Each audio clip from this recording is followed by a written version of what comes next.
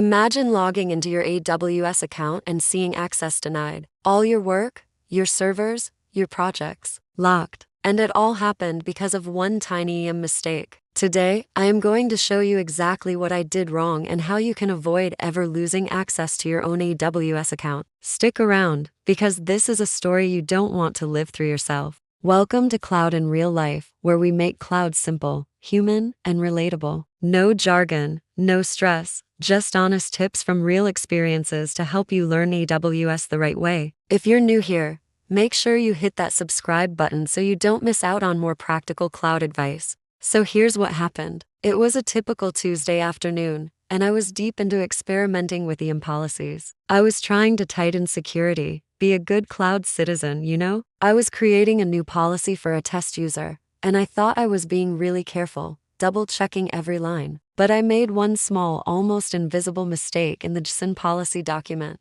I clicked apply, feeling confident, and the next thing I knew, I was logged out. When I tried to log back in, access denied. I tried my root user, access denied. My heart just sank. All my projects, my running instances, my S3 buckets, everything was suddenly behind a wall I had built myself. It was frustrating, it was scary, and honestly, it was a huge, humbling wake-up call. I spent hours working with AWS support to regain access. It was a nightmare. So, what was the mistake? It was a classic case of getting too clever with permissions. I used an explicit deny policy that was overly restrictive. I was trying to block certain actions, but the way I wrote the policy, AWS interpreted it as a global block. That, due to a subtle logical error, applied to everyone, including the root user. Beginners often think more restrictive is always safer, but that's not true. Too much restriction applied incorrectly can backfire in the most spectacular way.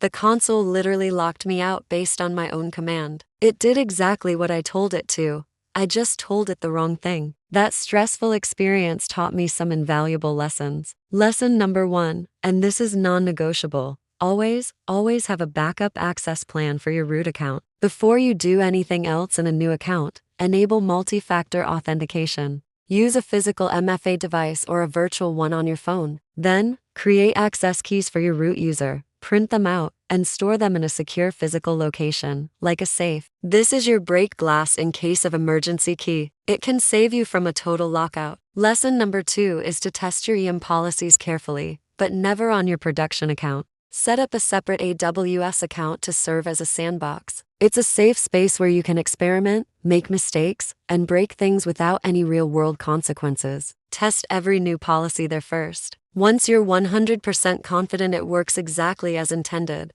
then you can deploy it to your main account. Never experiment with permissions in the same place where your important work lives. And that brings me to lesson number 3. Truly understand AWS permissions before you apply them. Don't just copy and paste policies from the internet without knowing what every single line does. Take the time to learn about the permissions hierarchy, the difference between explicit allow and explicit deny, and how conditions and wildcards work. A tiny misconfiguration, a misplaced comma, or a forgotten asterisk can lock you out, or, just as bad, create a massive security hole. AWS is an incredibly powerful platform, but with great power comes great responsibility. Small mistakes like the one I made can have huge consequences, costing you time, money, and a lot of stress. If you're just starting your AWS journey, please learn from my mistake and avoid falling into the same trap. Be careful, be prepared, and always test your changes. I hope my story helps you stay safe in the cloud. If you found this useful, hit that like button and subscribe for more real-world cloud tips.